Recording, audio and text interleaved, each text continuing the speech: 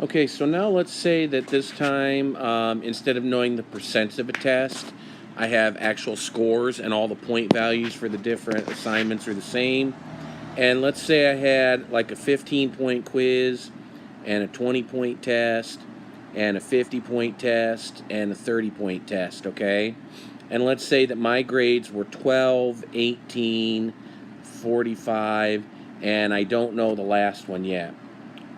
And let's say overall I want to get an 80%, okay? So in this situation, since I'm not dealing with percents, I'm actually dealing with point values. What I'm going to do is I'm going to put the total points possible on the bottom and add those up. I'm going to put the total points I have on the top, except for this one here that I don't know yet. And I'm going to put the percent that I'm looking for on the other side. So I want 80%. I'm going to write that as a decimal.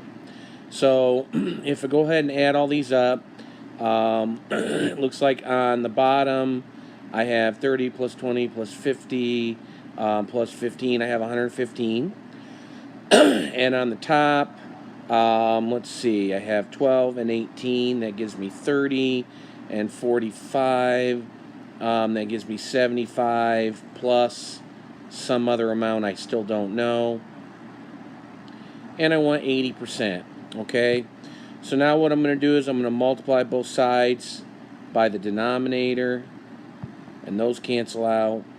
And then I have 75 plus x equals 0.8 times 115. So 0.8 times 115. And that gives me 92. And then I subtract 75. So I get x is equal to, let's see, 92 minus 75. I guess that's what, 17? Is that right? That's not right, is it? Yeah, 17. I don't know why I doubted myself. So in order to get an 80% on this final test here, it looks like I only have to get 17 out of 30 right. So you could have more assignments and different point values, but basically the way you would do it for, your class would be the same.